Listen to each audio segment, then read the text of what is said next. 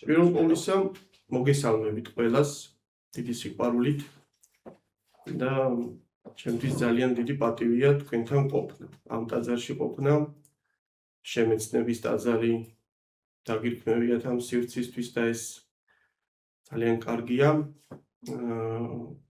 მივესალმები ამ ტაძრის წინამძღვარს, პატივსაცემ მამა მიქაელს, მამებს და რა თქმა უნდა მრევლის წევრებს. თქვენ ყველას მოგესალმებით.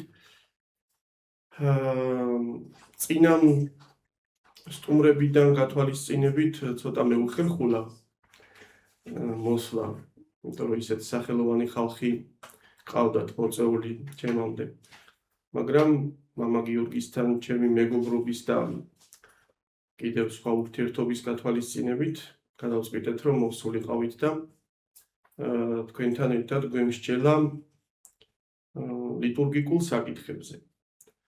როგორც მოგახსენეთ, თემა არის ფიქრობ ძალიან საინტერესო და მრევლისთვის სარგებლის მომტანი. ეს არის ღამისთების მსახურების, რომელიც მოიცავს თავისთავად დიდ მწურს, დიდ სისკარს და საღვთო ლიტურგიას, აი ამ მსახურებათა ლიტურგიკულ, დოგმატურ, ისტორიულ სახისმეტყველებითი ანალიზი. თავდაპირველად დავიწყოთ იმით, რომ ღვთისმსახურებაზე მიმდინარე მოვლენები არის ერთგვარი ლიტურგიკული თხრობა საღვთო ისტორიისა. ნებისმიერი რამ დეტალი ღვთისმსახურების შემადგენელი არის საკმაოდ ისეთი ღრმა შინაარსის, თავის თავში ატარებს ძალიან დიდ შინაარსს, როგორც ისტორიული კუთხით, ისე სიმბოლური კუთხით და შეგვიძლია თქმა იმისა, რომ ტაძარში შემთხვევით არაფერი არ არის, არც თავშად საღვთისმსახურო ჭურჭელი, არც რაიმე ტაძრის შემადგენელი ნაწილი და ყველაფერი არის ღრმა სულიერი შინაარსის მატარებელი. ღვთისმსახურება არის, როგორც ვთქვით, ერთგვარი აქტუალიზაცია იმ საღვთო ისტორიისა, რომელიც მოთხრობილი გვაქვს ჩვენ წმინდა წერილში და ერთგვარად ლიტურგიკული გაცოცხლება არის ამ ისტორიისა. ღვთისმსახურებაში მონაწილე ადამიანი გადის ერთგვარ ლიტურგიკულ კატეხიზაციას, აი ამ პროცესს და რაც თავარია, აი ამ მთელი საღვთო ისტორიის ერთგვარი მონაწილეც კი არის თითოეული ადამიანი. შესაბამისად, აი ეს მსახურება, რომელიც უნდა განვიხილოთ ჩვენ, დიდი მწუხრი, დიდი ცისკარი, ღამისთების შემადგენელი მსახურებები, მოგვითხრობს ჩვენ აი სწორედ აი იმ საღვთო ისტორიას, რაც მაცხოვარმა ჩვენთვის, მთელი კაცობრიობისთვის აღასრულა, იმ გამომხსნელობით ღვაწლზე მოგვითხრობს, რომელიც ჩვენი ცხონებისთვის იქნა მის მიერ აღსრულებული. უფრო თუ ჩაურმავდებით ჩვენს თემას და შევუდგებით მის დეტალურ განხილვას, თავდაპირველად ყურადღება უნდა გავამახვილოთ აუცილებლად თვითონ ღამისთევაზე, აი ამ ფორმაზე ღვთისმსახურებისა.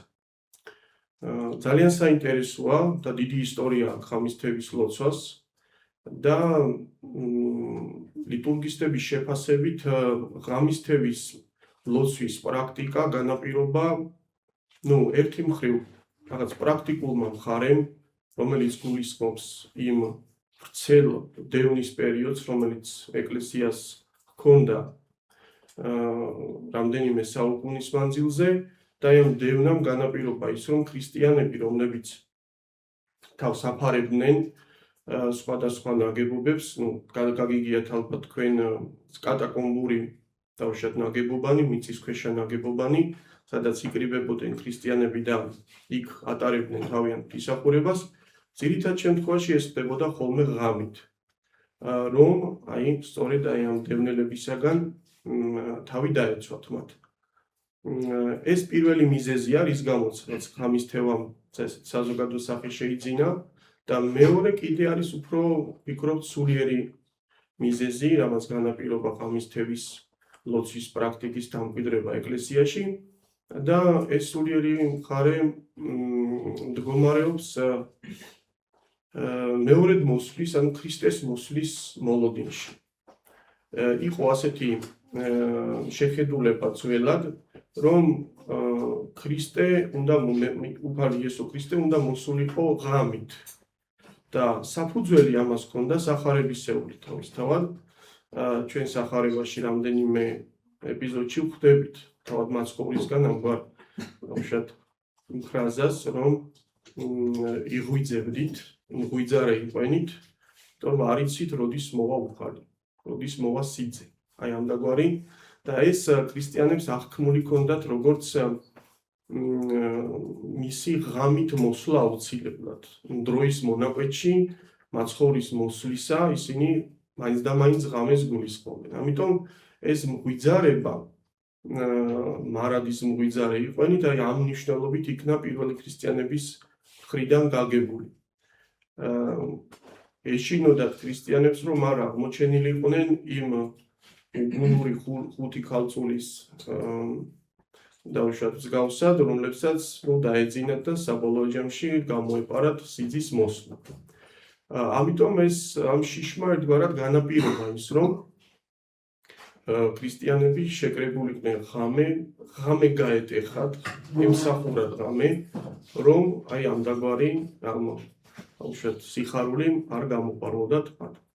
თუმცა დროთა განმავლობაში ღამისთევამ უკვე შეიძინა გარკვეული პრაქტიკული მნიშვნელობა, იქცა ერთიანი ღვთისმსახურების ნაწილად და დღეს ღამისთევა არის ერთ-ერთი ყველაზე მნიშვნელოვანი კომპონენტი ღვთისმსახურებისა და ძალიან ბევრი წმინდა მამა პირდაპირ უსვამს ხაზს ამ დიდ მნიშვნელობას ღამისთევის მსახურებისა. ჯერ კიდევ მეოთხე საუკუნის მამები, მაგალითად იოანე ოქროპირი საუბრობს პირდაპირ ღირსებაზე ღამისთევის ლოცვისა, ერთ-ერთ ქადაგებაში ის ბრძანებს, რომ შეხედეთ ამ წმინდა ღამეს, როგორ გააკეთილშობილა ჩვენი ტაძარში შეკრება, ბრძანებს იოანე ოქროპირი ერთ-ერთი ღამისთევის ქადაგებისას. ღამისთევის მნიშვნელობაზე საუბრობს ასევე მაგალითად ისეთი დიდი მამა, როგორიც წმინდა გრიგოლ პალამა იყო, ისიც ბრძანებს, რომ ჩვენ რომლებიც ვიკრიბებით ეკლესიაში ღამისთევის ლოცვისას, გარკვეულწილად ვემსგავსებით უხორცო ძალებს, რადგან ძლევთ საკუთარ ბუნებას, ძლევთ ძილს და აი ღამე ვიკრიბებით, რომ განვადიდოთ ანგელოზების მსგავსად ჩვენი უფალი.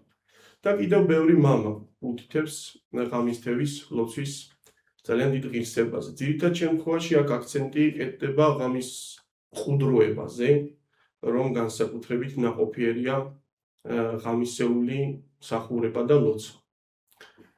აქედან გამომდინარე ეკლესიამ დანერგა პრაქტიკაში, როგორც ვთქვით, ღამისთევის მსახურება და ის ძირითად შემთხვევაში ტარდება ხოლმე როგორც წესი დიდი დღესასწაულების დროს. დიდი დღესასწაულების დროს ასევე ერთგან ოქროპირი შენიშნავს ძალიან მნიშვნელოვან რამეს, რომ ჩვენ არ შეგვიძლია დილამდე მოვითმინოთ, ბრძანებს ის. როცა დღესასწაული შემოდის, გვინდა რომ ღამიდანვე შევეგებოთ ამ დღესასწაულებს და ვიკრიბებით ამიტომ ღამით. და ტარდება რა თქმა უნდა ღამისთევა ძირითად შემთხვევაში უფრო ხშირად ეს არის საუფლო დღესასწაულები, მაცხოვართან დაკავშირებული დღესასწაულები, ასევე ყოვლადწმინდა ღვთისმშობელთან და ასევე შეგვიძლია ვთქვათ, რომ ღამისთევის მსახურება არის დიდ წმინდანების ხსენების დროსაც. აი მაგალითად ჩვენთვის ძალიან ძვირფასი შიომღვიმის ტიპიკონი, რომელიც საუკუნეების მანძილზე მთავარი ლიტურგიკული სახელმძღვანელო გახდა ჩვენი ეკლესიისათვის, თავისთავად სვინაქსართან ერთად, გიორგი მთაწმინდელის გამორჩეულ წიგნთან ერთად. აი სწორედ შიომღვიმის ტიპიკონში პირდაპირ არის გაწერილი თუ რომელ დღეებში და რომელ დღესასწაულებში უნდა იქნას შესრულებული ღამისთევის მსახურება. და სადღაც 70-მდე შემთხვევა სწორად გაწერილია თუ როდის რომელ დღეებში უნდა იქნას ეს მსახურებები აღსრულებული, ღამისთევის მსახურება. და კიდევ საგულისხმოა ჩვენთვის ის ფაქტიც, რომ ყოველი კვირის მსახურება, ანუ ის, რასაც ჩვენ აი შაბათის ლოცვას და კვირის წირვას ვეძახით, ეს არის ერთიანი მსახურება და ის, ტიპიკონის გათვალისწინებით უნდა ჩატარდეს ღამისთებით. ამიტომაც ეწოდება ტიპიკონურ ენაზე საკვირაო მსახურებას ეწოდება კვირის ღამისთების მსახურება. მაგრამ ჩვენს რეალობაში მოგეხსენებათ, რომ რადგანაც ყოველი კვირა შეუძლებელია სამრევლო ყოფაში რომ ჩატარდეს ღამისთებით, ამიტომ ძირითად შემთხვევაში ვყოფთ ამ მსახურებას, ნაწილს წინადღით აღასრულებენ და მეორე ნაწილს დასკვნით და ყველაზე გამორჩეულ და განსაკუთრებულ ნაწილს, რასაც საღვთო ლიტურგია ეწოდება, ის მეორე დილით, ანუ კვირა დილით ტარდება. თუმცა, როგორც თქვით, ეს ერთიანი მსახურება გახლავთ.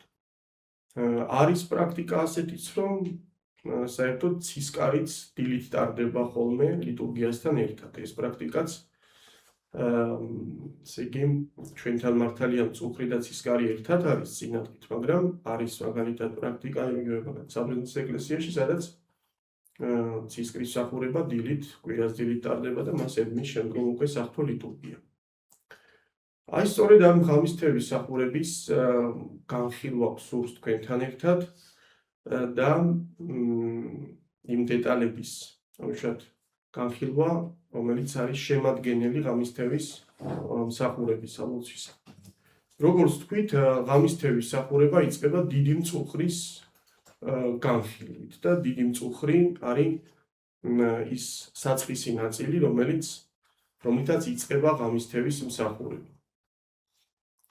დასაწყისში აუცილებლად უნდა ითქვას, რომ ნებისმიერი მსახურება და მათ შორის ღამისთების მსახურებაც თავისთავად იწყება ასამაღლებლით. ასამაღლებელი არის ერთი მხრივ ხმამაღლა სათქმელი ლოცვა, მეორე მხრივ ის არის დიდების მეტყველება წმინდა სამებისა. და აი ღამისთების ლოცვა, დიდი მწუხრის ასამაღლებელი იწყება სწორედ ყოვლადწმინდა სამების განდიდებით.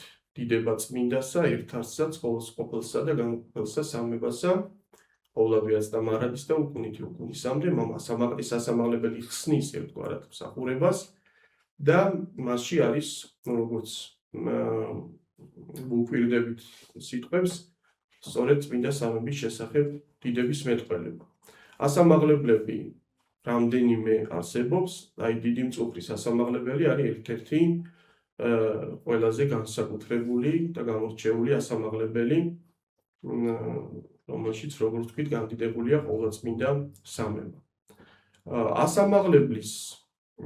ასამაღლებელთან ერთად არის ერთგვარი მოწოდება გუნდის მხრიდან, რომ თაყვანის ვცეთ ჩვენ იმას, ვინც იქნა განდიდებული მღვდლის მიერ. მოვედით თაყვანის ვცეთ. ეს იგალობება ტრადიციული ფორმით და მას ემატება კიდე მეოთხეჯერაც საგალობელი, მოვედით თაყვანის ვცეთ და შეურდეთ მას, რაც არის კიდევ ვიტყვით, რომ ეს არის მოწოდება ხალხის მხრიდან, რომ ჩვენ იმას, ვინც განვადიდეთ ახლახანს, თაყვანის ვცეთ.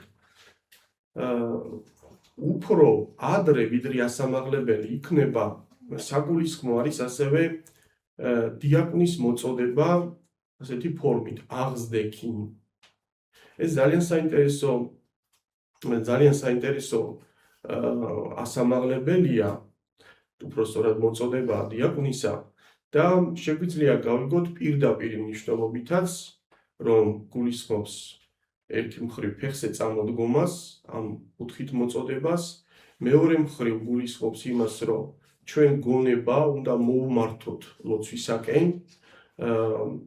აი დაახლოებით ეს ნიშნავს წირვაზე თუ მიგიქცევიათ ყურადღება და ნამდვილად მიაქცევდით, ზეგვაქვდინგუნი, ასეთი ასამაღლებელია, აი ამდაგვარ მოწოდებას გულისხმობს ესეც, რომ ჩვენი აი შინაგანი მდგომარეობა უნდა მოუმართოთ და მეტი ყურადღებით უნდა ჩავერთოთ მსახურებაში და ამიტომ აი ასამაღლებელს წამძღვარებული ეს დიაკვნის შეძახილი არის ჩვენი ერთგვარი გამოსაფხიზლებელი სიგნალი, რომ მსახურებას უფრო მეტი გულისხმიერებით მოვეკიდოთ და ვიყოთ ჩართული ამ მსახურებაში და აი ეს მოწოდებაც გუნდის მხრიდან რომ მოვედით თაყვანისცემ, სწორედ ამას ემსახურება. ერთ-ერთი ყველაზე მნიშვნელოვანი საგალობელი დიდი მწუხრისა გახლავთ 103 ფსალმუნის გალობი.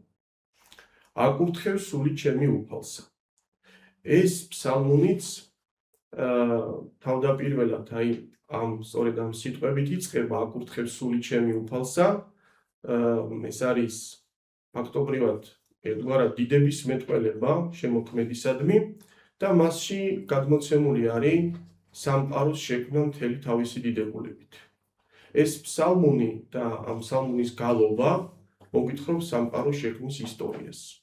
აი ეს არის სიმბოლურად მასში გამოხატული და მისი გალობა მსახურების დასაწყისში ნიშნავს სწორედ სამყაროს შექმნის ისტორიას, საღვთო ისტორიას, რომელიც ჩვენ დაბადების წიგნში პირველივე თავში თავიდან გვაქვს ესე იგი მოთხრობილი.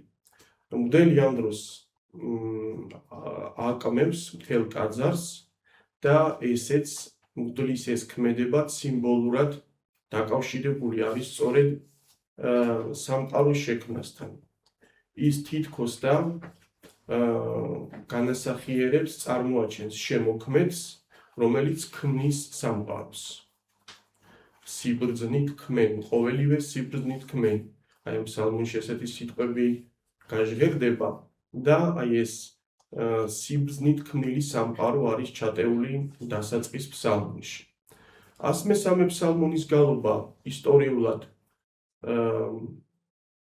საკმაოდ დიდი ისტორია აქვს 103 ფსალმუნს, როგორც ლიტურგისტები ამბობენ, ის უდიდგანვე პირველივე საუკუნეებიდან სრულდებოდა და ტიპიკონურად ის დიდი მწუხრის დასაწყისში პირველად გვხვდება 926 წლის ტიპიკონი არის ასეთი წმინდა თეოდორე სტუდიელის ტიპიკონი და პირველად იქ გვხვდება ამ ტიპიკონში 103 ფსალმუნი, როგორც ღამის თევის ლოცვის შემადგენელი ნაწილი. თუმცა უნდა ვთქვათ, რომ ეს ფსალმუნი და არა მხოლოდ ეს ფსალმუნი აუცილებლად იგალობებოდა ყოველთვის მისახურების დროს. უბრალოდ შესაძლებელია, რომ არა მსახურების თავში, არამედ დაუშვათ სხვა ნაწილში ყოფილიყო ნაგალობი. 103 ფსალმუნთან ერთად მღვდელი კითხულობს 7 ლოცვას საიდუმლოდ. ძირითად შემთხვევაში ეს 7 ლოცვა, როგორც წესი, დახურული აღსავლის კარის წინ სრულდება. აღსავლის კარის დახურვა მსახურების საგალობლის დასრულებისთანავე მიგვანიშნებს ჩვენ საერთოდ დასაწყისშივე ვთქვით ჩვენ, რომ თითოეული დეტალი ტაძრისა, მაგალითად იგივე აღსავლის კარი, კანკელი და ასე შემდეგ, თითოეული ეს დეტალი ღრმა, რაცა ესეთ სულიერი შინაარსის მატარებელი.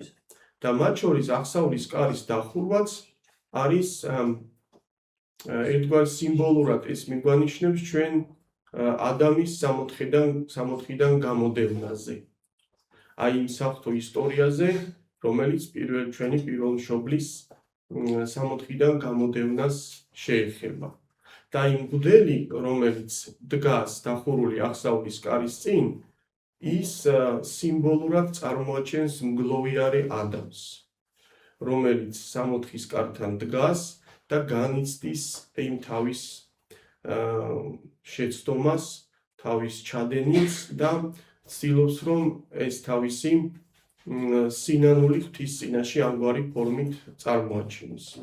ამიტომაც ერთი მხრივ თუ დაუკვირდებით მღვდელი, რომელიც აკმევდა წარმოაჩენდა ბავშვად სამყაროს შემოქმედს, მაგრამ მეორე შემთხვევაში იგივე მღვდელი სასულიერო პირი წარმოაჩენს ადამიანს, რომელიც დგას და სამოთხის კარის წინ განიცდის თავის ამ შეცდომას. პირველდაწყებითი ფსალმუნი ეწოდება ასევე 103 ფსალმუნს და პირველდაწყებითი ფსალმუნის შემდგომ ჩვენ მსახურებაში ხვდებით დიდ კვერексს. დიდი კვერექსი, რომელიც ჟღერს შემდეგნაირად მშვიდობით უფლისა მიმართ ვილოცოთ. აი ეს დიდი კვერექსი თავისთავად ბევრი მუხლისგან შედგება, ამიტომაც ეწოდება დიდი კვერექსი, გარდა ამისა სათხოვარიც წარმოჩენილია უდლის მიერ ამ კვერექსში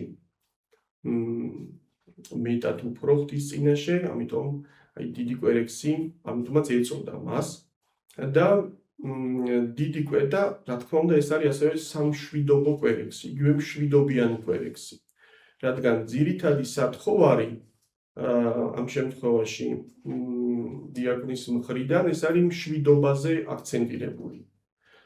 ასე იწყება ამგვარად მშვიდობით უფლისა მიმართ ვილოცოთ და გრძელდება ძირითადი პათოსი ამ კვერექსისა და მისი მუხლებისა არის სწორედ მშვიდობაზე აქცენტირებული, როგორც ერთ-ერთი ყველაზე მთავარი რამ ადამიანის ცხოვრებაში.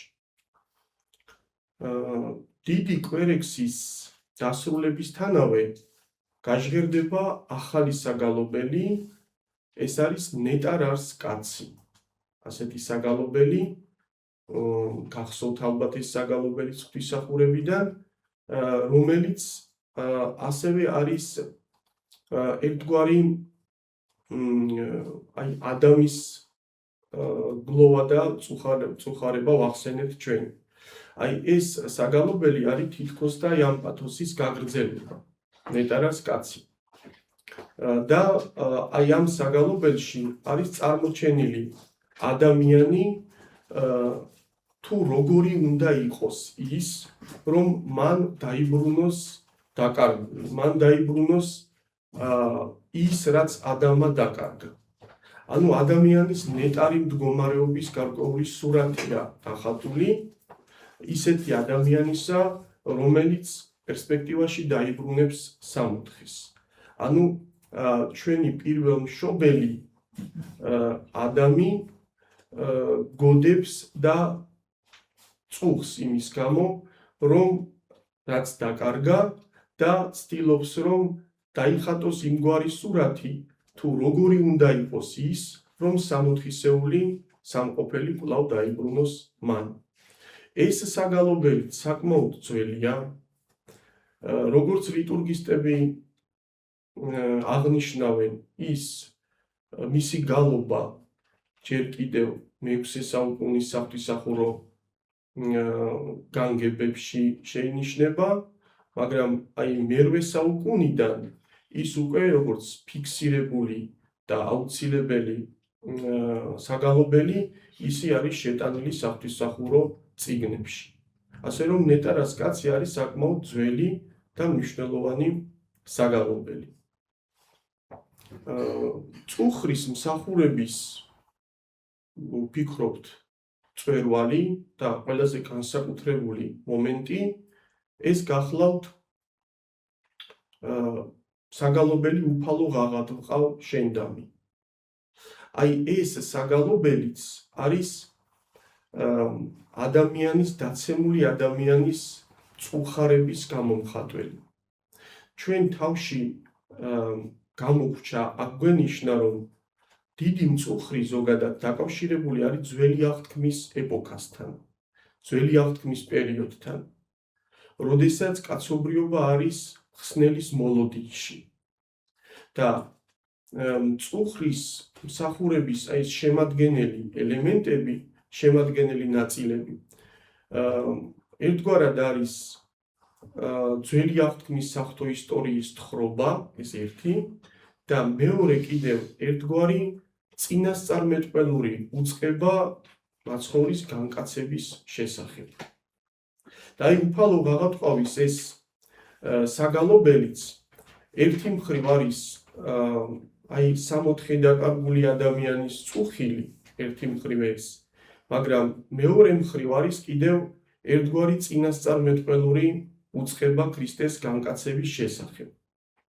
უფალო ღაღადყავის საგალობელი და ის ფსალმუნები, რომელიც ამ საგალობელს მოებმის, საგანგებოდ არის შერჩეული, რადგან ამ ფსალმუნებში არის ყურადღება გამახვილებული სწორედ აი ადამიანის მხრიდან გამოხატულ წუხილზე და სინანულზე. და ერთი ფრაზა, ერთი მუხლი განსაკუთრებით აღსანიშნავია ამ საგალობლისა. გამოიყვანე საპყრობილი ცული ჩემი, რათა ავუარო სახელსა შენსა.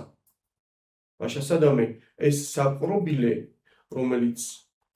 რომელშიც ადამიანი არის და მყოფობს, აი ამ საპყრობილიდან გამოყვანას ევედრება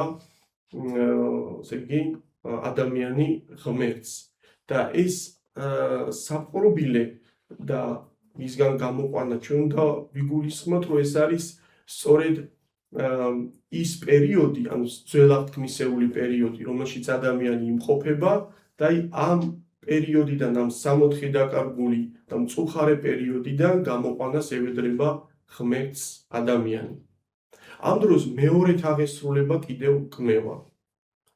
კმევა დასაწყისშიც აღესრულება, მსახურების დასაწყისშიც და ეს უკვე მწუხზე მეორე კმევაა.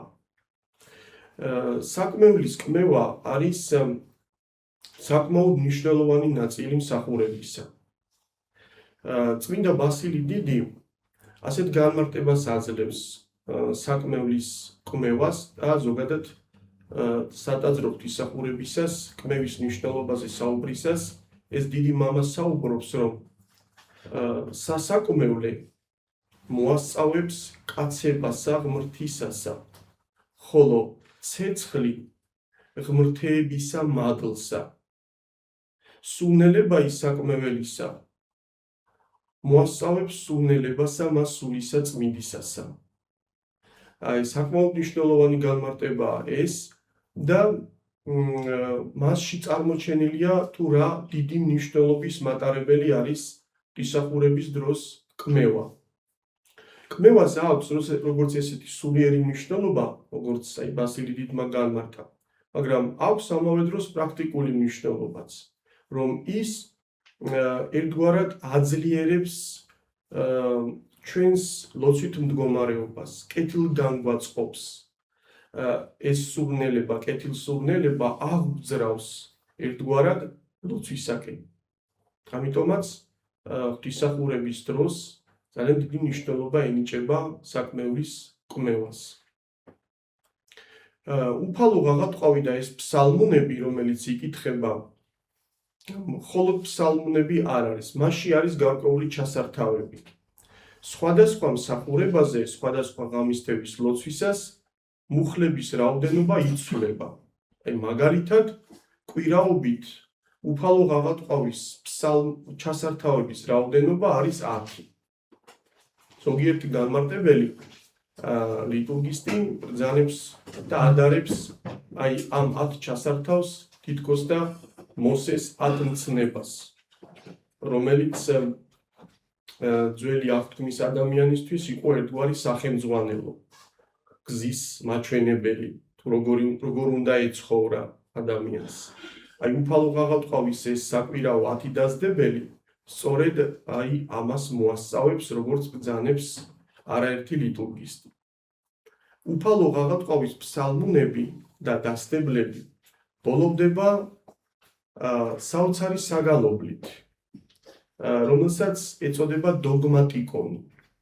დოგმატიკონი და ეს დოგმატიკონი არის შინაარსით დაკავშირებული ყოვლადწმინდა ღვთისმშობელთან.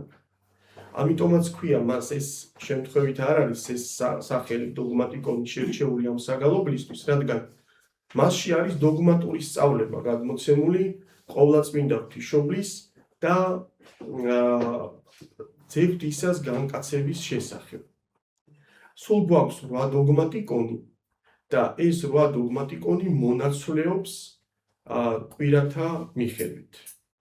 გააჩნია რომელ ხმაში ვართ იმ კონკრეტულ კვირას, შესაბამისი ხმის დოგმატიკონი იგალობება. და აი დოგმატიკონის გალობა წუხში არის ერთგვარად წინასწარმეტყველური უწყება ქრისტეს განკაცების შესახებ. მაცხოვრის განკაცების შესახებ წინასწარმეტყველური უწყება არის. იმიტომ რომ მოგახსენეთ, რომ ძველი აღთქმის პერიოდს ასახავს დიდი მწუხრი და ძველი აღთქმის პერიოდში ამგვარი საგალობლის გაჟღერება არის სწორედ მომასწავლებელი წინასწარმეტყველური უწყება განკაცების შესახებ, მხსნელის მოვლენების შესახებ. ამ დროს და თქვათ ასე თამამად შეგვიძლია ვთქვათ ლიტურგისტებზე დაყრდნობით, რომ კულმინაცია ხდება დიდი მწუხრისა. აღსავლის კარი იღება და აღსავლის კარი მომასწავლებელი არის 60-ეული კარისა, ცათასასუფეულის კარისა და მისი გაღება, რომელიც ემთხვევა დოგმატიკონის გალობას, არის სწორედ დაკავშირებული იმასთან, რომ განკაცებით და ქრისტეს მოსვლით ჩვენ კვლავ გაგვეღოთ ცათასასუფეულის კარი, გაგვეღება ცათასასუფეულის კარი. აი ამის შესახებ არის უწყება ერთგვარად აღსავლის კარის გაღებისას და ამ დროს აღესრულება შესვლა საცეცხლურით. შესვლა საცეცხლურით და ფორმა აი ამ კონკრეტული მდელმოქმედებისა არის ამგვარი, რომ გამოდის სამღვდელოება ჩრდილოეთ კარით, პირველი მდელსა და დიაკონს წინ მოუძღვის მნათე ანთებული სანთლით, რომელიც ლიტურგიკული განმარტებით არის საღვთო ნათელი, შემდგომ მოდის დიაკვანი საცეცხლურით ხელში, კლასიკური განმარტებით დიაკვანი ამ შემთხვევაში განასახიერებს წმინდა იოანე ნათლისმცემელს და შემდგომ მოდის მღვდელი, რომელიც თავისთავად წარმოაჩენს იესო ქრისტეს. და ეს მსვლელობა ამბიონზე აღსავლის კარისაკენ არის სწორედ წინასწარმეტყველური ქმედებას ატარებს ეს მსვლელობა ის თუ მაცხოვარმა რა გაიარა და გააკეთა ჩვენთვის. აქ არის ამ ქმედებაში, სამღვდელო ქმედებაში ჩადებული არის მაცხოვრის ჯვარცმა, დაფლა და შემდგომ როცა სამღვდელოება შედის აღსავლის კარში და გადაინაცვლებენ მაღალი დასაჯდომისაკენ, აქაც წინასწარმეტყველური უწყება ერთგვარი მაცხოვრის ამაღლების შესახებ. ამდაგვარად ძალიან მნიშვნელოვანი ქმედება არის საცეცხლურით შესვლა დიდ მწუხრზე. საცეცხლურით შესვლის შემდგომ კვლავ მნიშვნელოვანი საგალობელი გაიჟღერებს. ეს საგალობელი არის ნათელი მხიარული. ასეთი ერთ-ერთი ყველაზე ძველი ჰიმნოგრაფიული ნაწარმოები, რომელიც როგორც ლიტურგისტები ამბობენ დაახლოებით მესამე საუკუნის უნდა იყოს და ავტორად მიიჩნევენ იყოფ აქ აზრი ლიტურგისტებს შორის, ნაწილი მიიჩნევს, რომ ნათელი მხიარულის ავტორი გახლავთ ესეთი დიდი წმინდანი, წმინდა მდელმოწამე ათინოგენე, სებასტიელი ეპისკოპოსი, რომელიც სწორედ მესამე საუკუნის ბოლოსა და მეოთხეს დასაწყისში მოღვაწეობდა, თუმცა მეორე ნაწილი ლიტურგისტებისა თვლის, რომ ნათელი მხიარულის ავტორი არის ასევე ძალიან ცნობილი საეკლესიო მოძღვარი წმინდა სოფრომ იერუსალიმელი. სხვათა შორის თანამედროვე ბერძნულ ჟამნებში და ქართულ ჟამნებშიც ბოლო დროს რაც გამოვიდა, ხაზგასმით არის აღნიშნული სწორედ წმინდა სოფრონის ავტორობა აღნიშნულ საგალობელთან დაკავშირებით. თუმცა აქ ჩვენთვის ნაკლებად მნიშვნელოვანია ამ შემთხვევაში ვინ არის მისი ავტორი, მნიშვნელოვანი უფრო ის არის თუ რა შინაარსის მატარებელია ეს საგალობელი. თავიდან ბოლომდე ნათელი მხიარული მიემართება იესო ქრისტეს, როგორც ჭეშმარიტ ნათელს და აი სწორედ დოგმატიკონის შემდგომ და აი საცეცლო რით შესვლის შემდგომ მისი გალობა შემთხვევითი როდია, ის სწორედ წინასწარმეტყველურად დაკავშირებული არის იმ ნათელთან, რომელიც უნდა დაიბადოს, რომელიც უნდა განკაცდეს და კაცობრიობას მოუტანოს ჭეშმარიტად ნათელი მხიარული. ამიტომაც ეს საგალობელი ვფიქრობთ, რომ მწუხრის ყველაზე მნიშვნელოვანი მომენტი გახლავთ. ნათელი მხიარულის დასრულებისთანავე გავიხსენოთ, რომ გაიჟღერებს ხოლმე წარდგომის მუხლები. წარდგომა ასევე უმნიშვნელოვანესი ნაწილია მსახურებისა და ერთ-ერთი ყველაზე ძველი ნაწილია მსახურებისა. იგივე იოანე ოქროპირი, წმინდა მამა, აღნიშნავს, რომ ფსალმუნიდან საგანგებოდ გამორჩეული მუხლები, რომელიც განსაკუთრებულ სწავლებას შეიცავს, ოდითგანვე სრულდებოდა ეკლესიაში. ცალ-ცალკე მუხლები, ფსალმუნიდან გამოკრებილი კონკრეტული დღესასწაულისადმი მიძღვნილი მუხლები.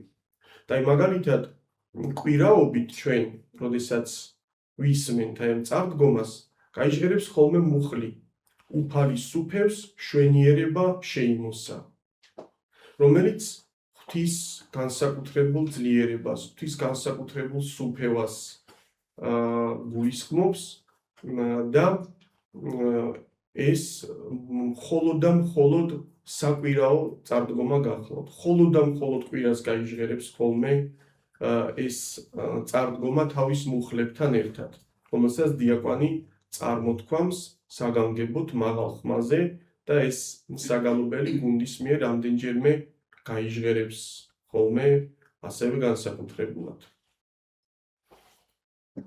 მწუხრის მსახურების გაგრძელება წარდგომის შემდგომ არის უკვე კვერექსები.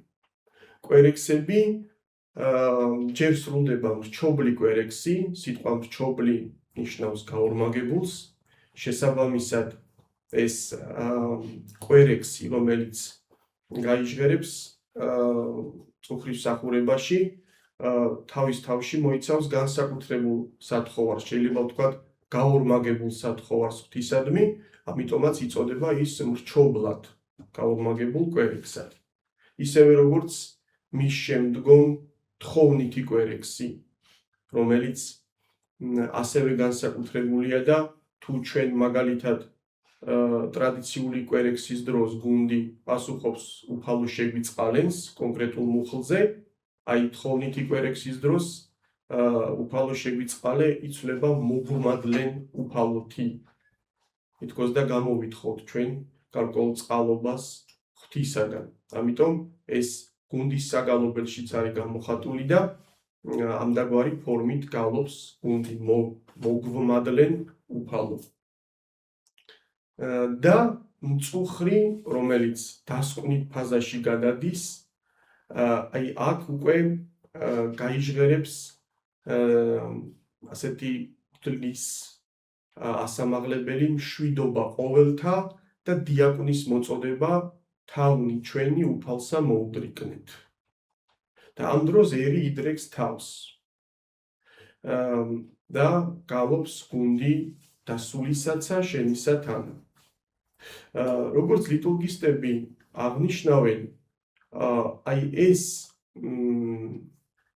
მოქმედება თავმოდრეკისა შემთხვევითი როდია და ისინი უკავშირებენ ამ კონკრეტულ ქმედებას მსახურებაში ჩართულს მეოთხე საუკუნეს მაცხოვრის აღდგომის ტაძრის ტიპიკონს, სადაც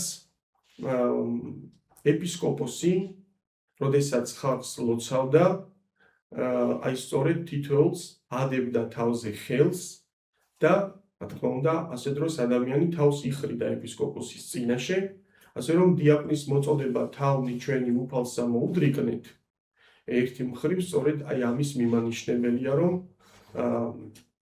ისტორიულად სწორედ ამას მიმანიშნებს, რომ როგორ უდრეკდნენ თავს ეპისკოპოსს დასალოცად. თუმცა დღეს ეს ბუნებრივია ჩვენ მოგვიწოდებს ეს სასამაღლებელი ღვთისადმი მეტი კრძალვისაკენ, ქედმოდრეკისაკენ, რომ ჩვენ გარკვეულწილად პატივი მივიღოთ უფალს. თავმოდრეკის ლოცვების შემდგომ არის ახალი საგალობლები, ახალი მუხლები, რომლებსაც სტიქარონსა ზედა დასტებლები ეწოდება. სტიქარონსა ზედა დასტებლები არის ასევე უმნიშვნელოვანესი ნაწილი მსახურებისა და თვითონ ეს მუხლები არის ფსალმუნებზე ფორმა საკითხავის საგალობლისა დასტებელი სწორედ ამას ნიშნავს ფსალმუნურ გარკვეულ მუხზე დასადებელი ტროპარი. ამიტომაც ეწოდება სტიქარონსა ზედა დასტებელი. თვითონ სტიხი ნიშნავს ფსალმუნურ მუხს და სტიქარონსა ზედა დასტებელი არის ფსალმუნურ მუხზე დასტებელი კონკრეტული საკითხავს საგალობელი, რომელიც თავის თავში, რა თქმა უნდა, მოიცავს სადღესასწაულო შინაარსს, მაგალითად, კვირაზე ვაკეთებთ რა აქცენტს, უნდა ვთქვათ, რომ სწორედ ეს სტიქარონსა ზედა დასტებლები, რომელიც კვირად იკითხება, იგალობება, სწორედ სააღდგომო შინაარსის მატარებელია. თუმცა, იგივე საუფლო დღესასწაულზე მაგალითად იმ კონკრეტული დღესასწაულის შინაარსს ატარებს სტიქარონის საგალობლები და მასში ჩართული ეს ფსალმუნური მუხლები ასევე შერჩეული არის კონკრეტულად ფსალმუნთაგან, გამოკრებილი არის საგანგებოდ და ემთხვევა და ესადაგება სწორედ იმ კონკრეტულ დღეს, რომელ დღესაც ჩვენ ღამისტების სახურებას ვატარებთ. მაგალითად, კვირას უშუალოდ საკვირაო მუხლები არის შერჩეული ჩასართავად. სტიქარონსა ზედა დასტებლები შემდგომ არის, მე ვფიქრობ, წუხრის ყველაზე ისეთი ცნობილი საგალობელი აწგანუტევე მონა შენი მეუფეო. ეს საგალობელი ჩვენ გვეცნობა სახარებიდან, წმინდა სვიმეონ ღვთისმიმქმელის ცნობილი სიტყვები, რომელიც მან წარმოთქვა მაცხოვართან მიახლებისას და ეს საგალობელი ჩვენ ისტორიულად გვაუწყებს ქრისტეს განკაცებას. ხსნელი მოვიდა, განკაცდა, სამყაროს გამოხსნა დაწყებულია და ეს კონკრეტული ნაწილი მწუხრის სახურებისა საღვთო ისტორიის სწორედ ამ მონაკვეთს ეთანადება. როდესაც მოხდა მირქმა მიგებება მაცხოვრისა წმინდა სვიმეონის მიერ. ეს საგალობელი წმინდა სვიმეონ თესალონიკელის განმარტებით უნდა იქნას განსაკუთრებული საზეიმო ხმით წარმოთქმული. ჩვენთან ტრადიცია არის, რომ ამ საგალობელს გალობენ. ძირითადად გალობით აღესრულება. თუმცა არსებობს ამ საგალობლის წარმოთქმის ტრადიცია არა გალობის ფორმით, არამედ ჩვეულებრივად უნდა იქნას ის წარმოთქმული და ხშირ შემთხვევაში ამ საგალობელს, სწორედ ამ სიტყვებს წარმოთქვამს ხოლმე უპირატესი. და რატომ? იმიტომ რომ ეს, როგორც ვთქვით, წუხრის უმნიშვნელოვანესი ნაწილია და პატივია ერთგვარად უპირატესისათვის მისი წარმოთქმა საგანგებოდ. მსახურება წუხრისა დასასრულს უახლოვდება, ქრისტე განკაცებულია, წუხრის ბოლოს ეს სიტყვებიც ამის დასტურია და ნიშნად ამ დიდი სიხარულისა ეკლესია უგალობს ყოვლადწმინდა ღვთისმშობელს. მაგალითად კვირაობით აწგანუტევეს და შემდგომ უკვე სამწმინდაო ლოცვებს მოჰყვება ხოლმე ყოვლადწმინდა ღვთისმშობლის საგალობელი, ღვთისმშობელო ქალწულო, ცნობილი ტროპარი, რომელიც ყველამ ვიცით და ეს ტროპარი სამჯერ გაიჟღერებს ხოლმე. ნიშნად აი დიდი სიხარულისა და ნიშნად იმისა, თუ როგორ უგალობს სამყარო ყოვლადწმინდა ღვთისმშობელს, როგორ შესწირავს მას მადლიერებას და მადლიერებას იმისთვის, რომ სწორედ მისგან განკაცდა ხსნელი სოფლისა ქრისტე ღმერთი ჩვენი.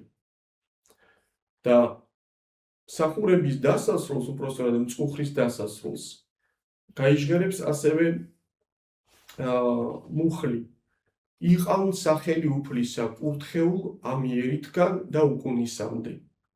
ესეც ძალიან საგულისხმო და შინაარსის მატარებელი საგალობელია და ღვთის წყალობას და ღვთის კურთხევას, მარადიულ კურთხევას გულისხმობს, რომელსაც არ აქვს დასასრული. და აი ის რომ ქრისტე განკაცდა, მისი მეუფება აი ამ საგალობელშია გამოხატული, რომ იქნება კურთხეული მისი სახელი უკუნისამდე. და დავაბოლოებთ მწუხრს 33 ფსალმუნით. უფრო ზუსტად 33 ფსალმუნის დაახლოებით ნახევარი, 11 მუხლი იკითხება ამ დროს და აი ეს ფსალმუნი 33 ფსალმუნი ვაკურთხო უფალი ყოველსა ჟამსა. ადამიანის მხრიდან გამოხატული ერთგვარი მადლიერება, გაჟღერება იმისა, რომ მე ვმადლობ სამყაროს შემოქმედს, მადლობ უფალს, რომ მან არ დამტოვა ასეთ მდგომარეობაში, ის განკაცდა ჩემთვის და მიხსნა აი სწორედ ცოდვის ტყვეობისაგან, სიკვდილისგან და აი ამ ფსალმუნით ფაქტობრივად სრულდება დიდი მწუხრის მსახურება და ჩვენ გადავდივართ უკვე ცისკარზე. და ცისკარი განსხვავებით დიდი მწუხრისაგან აქ უკვე აქცენტი გაკეთებულია ახალ აღთქმისეულ მოვლენებზე. ახალ აღთქმის საღვთო თხრობა, საღვთო ისტორიის თხრობა არის ახალ აღთქმისეული გადმოცემული ცისკარში. შესაბამისად,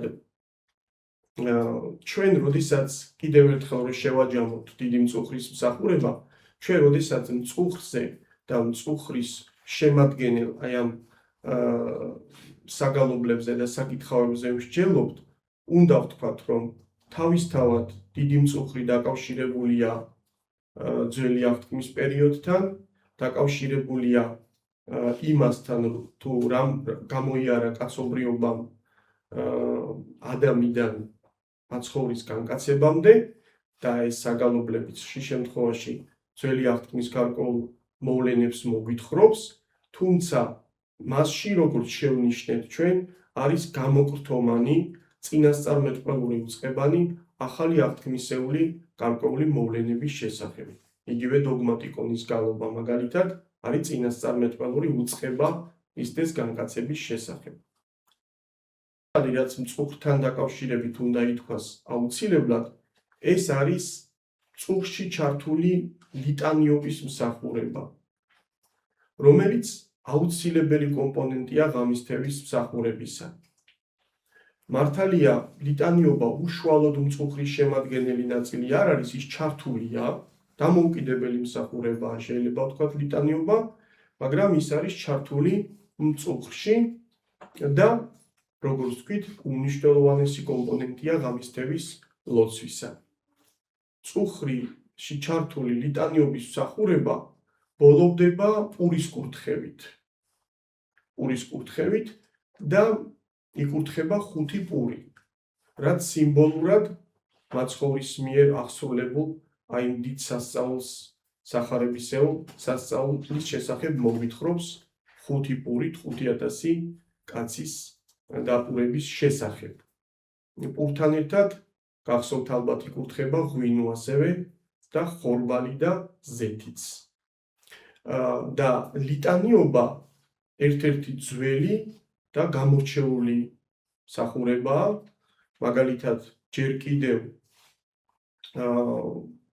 დევნის პერიოდში, როცა იყო ეკლესია, მაშინაც კი სრულდებოდა გარკვეული ფორმით ლიტანიობები, მაგალითად ეწყობოდა მსვლელობები მოწამეთა საფლავებზე, გადიოდნენ ქრისტიანები საგალობლებით და დევნის შემდგომი ეკლესიაშიც უმნიშვნელოვანესი ნაწილი გახლდათ ლიტანიობა. აი მაგალითად ერთ-ერთი ცნობილი წყარო ეგერი მოგზაური ქალის ეგერიას წერილები, რომელიც ძალიან ბევრ ლიტურგიკულ ცნობას შეიცავს, პირდაპირ გვაუწყებს თუ როგორ ასრულებდნენ ამდაღარ ლიტანიობებს პირველი ქრისტიანები და იერუსალიმში ქრისტიანები როგორ მსახურობდნენ ლიტანიობას. და აღწერილი აქვს მას ზობის დღესასწაულის ლიტანიობა, საოცრად აღწერს ის აი ამ სურათს ფაქტობრივად გვიხატავს. და სხვათა შორის უმნიშვნელოვანესი ცნობა ჩვენთვის აი ეს ეგერიას ეს კონკრეტული მოგზაურობის ამსახველი ქრონიკები იმ კუთხით, რომ ჩვენთვის ძვირფასი ასევე ლიტურგიკული ძეგლი ესე იგი იერუსალიმური ლექციონარი, რომელშიც ასევე არის ზობის დღესასწაულის ლიტანიობა აღწერილი, ესე იგი უდიდესი სიზუსტით ემთხვევა ერთმანეთს. რაც კიდევ ერთხელ გვარწმუნებს იმაში, თუ ჩვენ რაოდენ დიდი და განსაკუთრებული ლიტურგიკული ტრადიცია გაგვაჩნია. მაშასადამე წუხრის მსახურება, რომ შევაჯეროთ, ის კიდევ ერთხელ ვიტყვით, რომ არის ძველი აღთქმის ერთგვარი აქტუალიზაცია, ძველი აღთქმის მოვლენებისა და ერთგვარი სამზადისი ახალ აღთქმისეული სიხარულისა, რომელიც ქრისტეს განკაცებას უკავშირდება. ჩვენ იმედს გამოვთქვამთ, რომ გვექნება საშუალება დიდ სისკარზეც ვისაუბროთ, თუ კი იქნება სურვილი ამისა და რა თქმა უნდა დიდი სიხარულით გავაგრძელებთ თხრობას ღამისთრევის მსახურების შესახებ. დიდი მადლობა.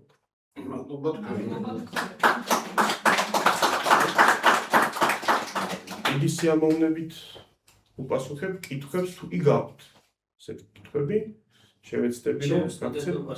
ნათელი მხიარული შეცვალეს ნათელო მხიარულობით. ხო. შეგიძლიათ ამიხსნათ მიზეზი. მამა, მე გამიჭირდება მაგაზე საუბარი. ნახეთ, აი მე შემიძლია ლიტურგიკული, პრაქტიკული ლიტურგიკული დაუშვათ დეტალებით გაგცეთ პასუხი, თუმცა რატომ შეცვალეს აი ეს გამიჭირდება ამის მიმართეს უშუალოდ მაცხოვარს. ხო, მიმართვა ის ერთგვარად, როგორც მაგალითად მხოლოდ შობილო წირვაზე არის საგალობელი მოგეხსენებათ, იქაც და რეალურად ეს არის მხოლოდ შობილი ზედა სიტყვა, ისევე როგორც ნათელი მხიარული. ზოგადად ვადიდებ. კი, აი მაგალითად ბერძნულში მიმართებითი ფორმით არ არის ეს. ფოს ილარონ, როგორც მახსოვს ასია, ეს არის ნათელი მხიარული. და ჩვენთანაც აი ძველ ტექსტებში მაგალითად სწორედ ამდაგვარი ფორმით არის. რომელი საუკუნის ტექსტები გვაქვს ჩვენ? ანტონ მეურის ნათარგმნია. ეს რაც დამკვიდრებულია დღეს, ეს არის ანტონ მეურისეული ტექსტები. თუმცა მარხვანის, მამა, ეხლა რაც არის პრაქტიკაში, არა, გიორგი მთაწმიდელის მარხვანი. გიორგი მთაწმიდელის მარხვანი ჩვენ საბედნიეროდ გვაქვს და გამოიცა კიდეც, ოღონდ ეს არის მეცნიერული ვერსია, გამოტონმა ლელა ხაჩიძემ იმუშავა და დიდი შრომა გასწია და გამოსცა ურტომად, თუმცა ეს არის მხოლოდ როგორც გითხარით მეცნიერული ვარიანტი ურტომად, მაგრამ მზადდება საღვთისმსახურო ვერსიაც გიორგი მთაწმიდელისეული მარხვანის. და არა მხოლოდ სხვათა შორის, არა მხოლოდ გიორგი მთაწმიდელისეული მარხვანის, სხვა წიგნებიც იგეგმება რომ გამოიცეს, თუმცა აი ეს თანამედროვე ჟანრები, რომელიც რამდენიმე ვერსიად გამოიცა, რამდენიმე რედაქციად გამოიცა, ფაქტობრივად ყველგან არის სწორედ აი მიმართებითი ფორმით ნათელი მხიარული. ნათელო მხიარულო ამდაგვარი ფორმით არის. და ვერ გეტყვით ეს რამ განაპირობა. ვერ გეტყვით, მამაო, პასუხი ამას არ მაქვს სამწუხაროდ, თუმცა ასია დამკვიდრებული მე ჩემს მოკლე პრაქტიკაში, საფრთხისმსახურო პრაქტიკაში ფაქტობრივად გუნდის მიერ ნაგალობები ნათელი მხიარული ამ ფორმით არ მომისმენია. ყველა თითქმის გალობს, ყველა გალობს ნათელ მხიარულს. ვერ გეტყვით ეს რამ განაპირობა. შეიძლება იმანაც განაპირობა, რომ საინტერესო ინიციატივები ხო, ძალიან საინტერესო. ხო, არ ვიცი. წინამძღვარი კითხულობდა აზროვნებს. საკუთრებას შემოგდა? მამაო, ნახეთ, ძალიან საინტერესო პრაქტიკა აქვთ ათონის მთაზე. ათონის მთაზე, აი, ასეთ საკვანძო საკითხავს აგალობლებს, მაგალითად, როგორიც არის აზრგანუტევები. ან იგივე ნათელი მხიარული. ამას აუცილებლად ამბობს იღუმენი. ან იღუმენის მითითებით რომელიმე მონაზონი. და მე შევესწარი ასეთ შემთხვევასაც, როცა სტუმარს ათქმევინეს, ერისკაცსაც ათქმევინეს. პატივი მიაკეს. ანუ ეს არის პატივისცემის გამოხატულება, თუ კი ამას იტყვის შენ ამ საგალობელს. აზრგანუტევეს იგივე ნათელი მხიარული, აღარაფერს ვამბობ წირვაზე, მაგალითად წამსი, ეს არის პატივისცემა, მამაო ჩვენოც, ეს უნდა ითქვას, არ გალობენ, ამბობენ ამას და აუცილებლად ამას ამბობს როგორც წესი უპირატესი. ბევრი საინტერესო ჩვეულება ათონურ პრაქტიკაში და არა მხოლოდ, მაგრამ მე შემიძლია ვთქვა, რომ ჩვენთანაც იგივე იქნებოდა აუცილებლად.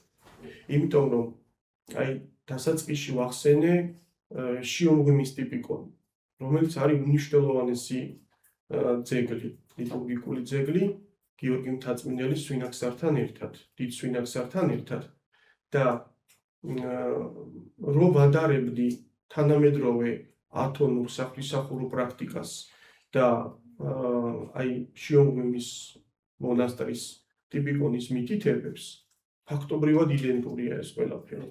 კი. და კარგი იქნება, სხვათა შორის ეს გამოცემა შიომღვიმის ტიპიკონი გამოცემულია ეუფე მიქაელი, როდესაც ბრძანდებოდა შიომღვიმის მონასტრის წინამძღვარი, მისი ხელშეწყობით გამოიცა ეს უმნიშვნელოვანესი კრებული და მას აქვს წამზღარებული აწგანსვენებული ჩვენი დიდი პატრიარქის სიტყვები. წინა სიტყვაობათ აქვს წამზღარებული ამ კრებულს, სადაც პატრიარქი გამოთქვა მსურველს, რომ და იმედს იმისა, რომ ჩვენი ეკლესია დაუბრუნდება ძველ საფრთხისმსახურო ტრადიციებს და ფესვებს.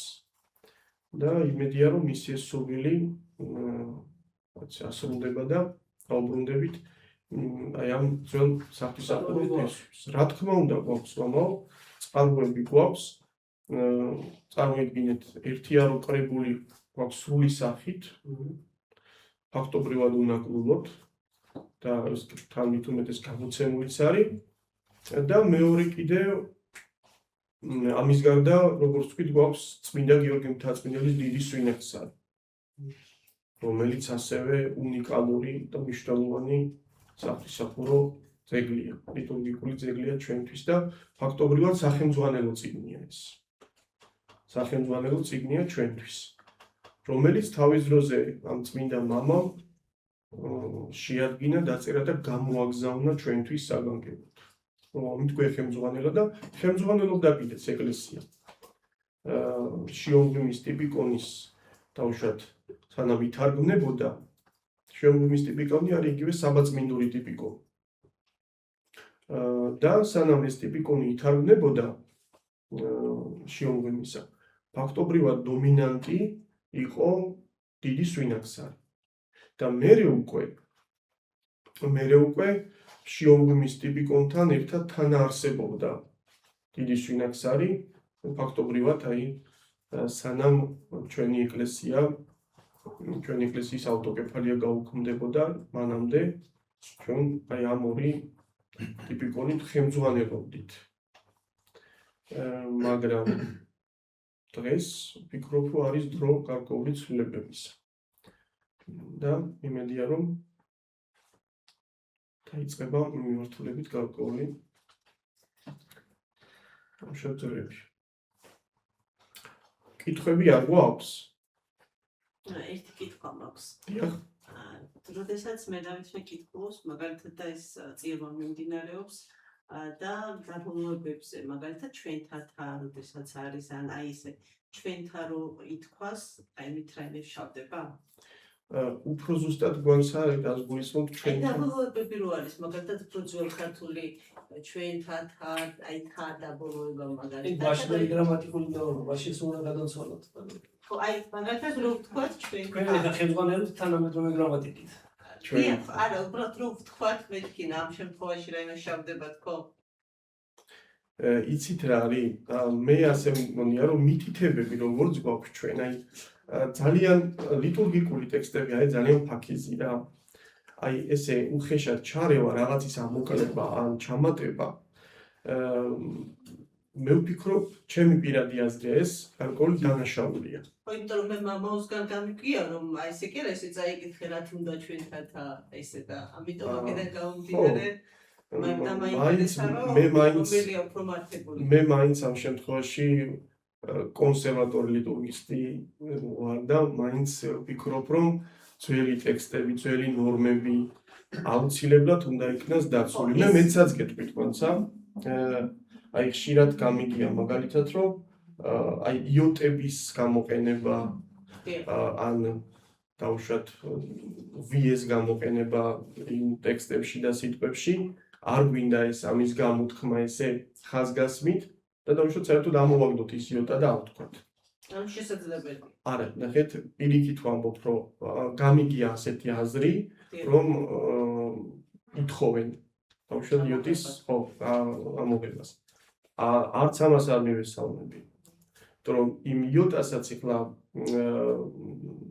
ძველი ქართული ნორმების მიხედვით თავისი რაღაც ფუნქცია აქვს და ან საკმაოდ მნიშვნელოვანი ფუნქცია და ამის ამოღება ხშირ შემთხვევაში აზრს უცვლის ტექსტს.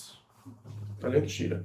და მით უმეტეს ეხლა თქვენ რაც ბრძანით, ეს კიდევ უფრო მეტად შეცვლის სურათს, ეს აუცილებლად უნდა დავიცვათ ეს.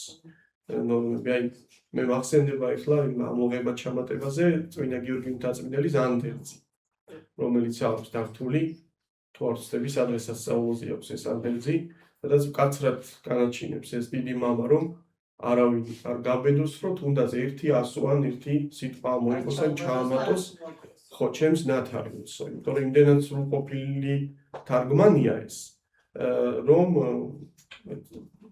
ფაქტობრივად რამდენიმე დედანით ხელმძღვანელობდა, როცა თარგმნიდა გიორგი მთაწმინდელი, ასეთი მეთოდი ჰქონდა მას თარგმნისა და წარმოიდგინეთ ახლა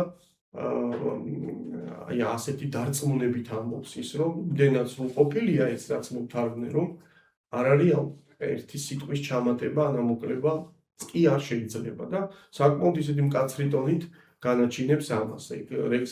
სარეკომენდაციო ხასიათი არ აქვს მის ამანდებს. ეს არის მკაცრი ასე ვთქვათ, გაფრთხილება თითოეულ ჩვენთაგანისთვის და მე ვფიქრობ, რომ ეს არა მარტო მის თარგმანებს შეეხება, არამედ ზოგადად ძველ ტექსტებს. ეს არის, როგორ ვთქვათ, ჩვენი ედუარი საგანძური.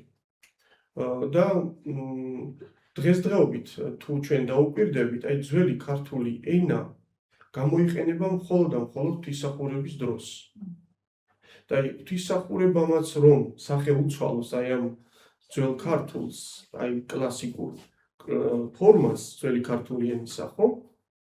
მაშინ აღარაფერი დაგვრჩება დროთა განმავლობაში, ხო? ჩვენს მერე კიდევ მოვათავობა, რომელიც დავუშვათ მოინდომებს კიდევ უფრო გაამარტივოს ეს ფორმები და საბოლოო ჯამში რა შევრჩება კაცმა არ იცის. ამიტომ ძველი ქართული ენა არის საღვთისმსახურო ენა. თანამედროვე ქართულად, როგორც არ უნდა ვეცადოთ ჩვენ, საგალობლებს, ტროპარებს, კონდაკებს და ასე შემდეგ სხვადასხვა სახის საგალობლებს ჩვენ ისეთი ფორმით, ისეთი სულისკვეთებით, ისეთი შინაარსით ვერ გადმოვცემთ, როგორც ამას აკეთებს ძველი ქართული ენა. აუცილებლად. ეს მარტო საგალობლებს არ ეხება. ზოგადად იგივე წმინდა წერილისეული ენაც შეიძლება უწოდოთ ამ ენას ძველ ქართულ ენას და რაღაცა ისეთი შინაარსიანი ენა, ძველი ქართული, ძველ ქართულად რაიმე საღვთისმეტყველო სწავლება ამ ფრაზა როგორადაც შეგვიძლია ჩამოვაყალიბოთ, თანამედროვე ერთი წინადადებით პირობითად, ხო? თანამედროვე ქართულად რომ იგივე გადმოვიტანო, შეიძლება რამდენიმე წინადადება დაგჭირდეს. წმით. ამიტომ ჩვენ მაინც უნდა ვიყოთ ხმალამოღებული დამცველები ძველი ქართული ენისა და ნორმებისა. ასე მგონია მე. ჩემი აზრია, მეც მაგ მომხრევა. სამონასტრო ლიტურგიკა და ჩვენ ახლა ერისხოსთა ის ძირითადი რა თქმა უნდა, მაგრამ აი რაღაც ნიუანსებში არის განსხვავება. რა თქმა უნდა, რაღაც ნიუანსებში არის ძალიან ბევრი განსხვავება. ჯერ ავიღოთ ხანგრძლივო მსახურებისა. მონასტერში ჩვენ როცა ვამბობთ აი ღამისთევის ლოცვას, როცა ვამბობთ, ხო, აი მაგალითად იგივე ათონური პრაქტიკა რომ ავიღოთ. ღამისთევის ლოცვა დაახლოებით იწყება იქ 8 საათზე მზის ჩასვლის შემდგომ, დაახლოებით საღამოს 8 საათზე და გრძელდება დილამდე. წარმოიდგინეთ, ხო?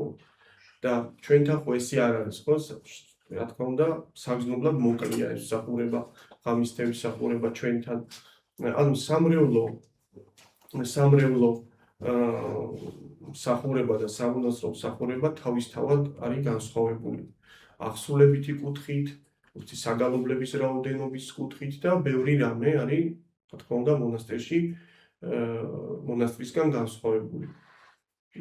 ხო და ეს პრაქტიკამ განაპირობა ბუნებრივია ეს პრაქტიკულმა მხარემ, ხო, ეხლა სამრევლო ყოფაში ცოტა რთულია. დავუშვათ მრევლს მოთხოვო რაღაცა 17 საათის განმავლობაში იდგეს მსახურებაზე, ხო? ან თუნდაც უფრო ნაკლები. ამიტომ დასაწყისში რო აღნიშნეთ, ალბათ მიაქციეთ ყურადღება, რომ გავყავით ჩვენ, ხო, ნაწილს ვატარებთ ხოლმე საღამოს, შაბათ საღამოს, პირობითად აი საკვირაო მსახურება რო ავიღოთ და მეორე ნაწილს ვატარებთ კვირას, ხო? ეს მეტი მოხერხებულობისთვის, რომ ადამიანმა შეძლოს დავუშვათ დასწრება ორივე ნაწილზე. ესე არ მხოლოდ კვირას ეხება, ზოგადად ხო ესეა ჩვენთან. თუმცა ნახეთ კიდევ რა არის მნიშვნელოვანი, რომ ცისკარი ჩვენთან ტარდება ხოლმე საღამოს. ხო, საღამო მიტარდება ცისკარი და წესით თვითონ სახელიც გვეუბნება, ცისკრის მსახურება უნდა იქნას დილით ჩატარებული. დილით აი მოვიხმეთ ასევე ბერძნული პრაქტიკა, იქ მაგალითად ცისკარი ტარდება ხოლმე დილამობით. და ამას მერე მოებმის საღვთო ლიტურგია. ამიტომ მეც მივეკუთვნები იმ კატეგორიას, დავუშვათ მრევლის წევრებისა, ვინც მომხრია, რომ დილით ჩატარდეს ცისკარი, თავის დროზე უფრო. ეგ დროს ჟამლები ტარდება? როგორ არის მამა ვიცით? მე რასაც შევესწარი, მაგალითად, იგივე ათონის თაზე. ხო? ნაწილი მაინც კითხულობს ჟამლებს, მაგრამ ნაწილი არ კითხულობს პირდაპირ, ესე იგი დიდება მაღალიანის საგალობლის შემდგომ პირდაპირ, ხო, კვერექსებსაც არ ამბობენ ზოგ შემთხვევაში. ხანდახან ამბობენ კვერექსებს, დიდება მაღალიანის შემდგომ ის ორი კვერექსი და მერე პირდაპირ გადადიან ხოლმე ლიტურგიაზე. მაგრამ ზოგი არც ამბობს პირდაპირ დიდება მაღალიანის შემდგომ ამბობენ წირვის ასამაღლებელს. ხო, ნუ შესაბამისად ცისკარზე ხო უნდა მეთქვა, ცისკარზე ხდება კვეთა და ასე რომ მეც მომხრევა რომ დილით იქნას ცისკარი ჩატარებული უფრო შინაარსიანი გამოდის მსახურება. დიახ. რაღაც კიდევ გეკითხათ ხო? ცოტნე სხვა რამ შეკითხო. ჩვენ კონდაკია. დიახ. ქართული კონტაქტია თუ რუსულის არა მხოლოდ კონტაქტი, მამო, დღეს რასაც ვიყენებთ. ეხლა დღეს რასაც ვიყენებთ, რა თქმა უნდა, ეს არის სლავურზე შესწორებული კონტაქტია. თუმცა არის რამდენიმე მცდელობა, მე ეხლაც ვიცი, რომ მუშაობს რამდენიმე კარგი ადამიანი, მაგალითად ბოლოს რაც გავიგე, სადაც უკვე მზასახით აქვს ერთ-ერთ თავშოთ ადამიანს ეს გამოსაცემადაც ამზადებს ამ კონტაქტს, რომელიც არის ძველი ქართული კონტაქტი. ფათაშორის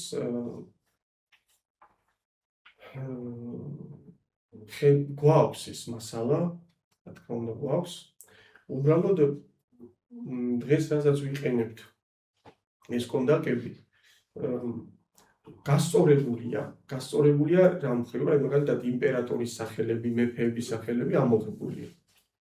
თქვენც იცით ალბათ ეს, თუმცა ძირითადი ნაწილი ეს სტრუქტურა, ასე ვთქვათ, ეს საიდუმლოცვები და შემდეგი შინაარსი ყველაფერი არის ძირითადად მაინც თავის დროზე სლავურზე შესწორებული ანდონისებული.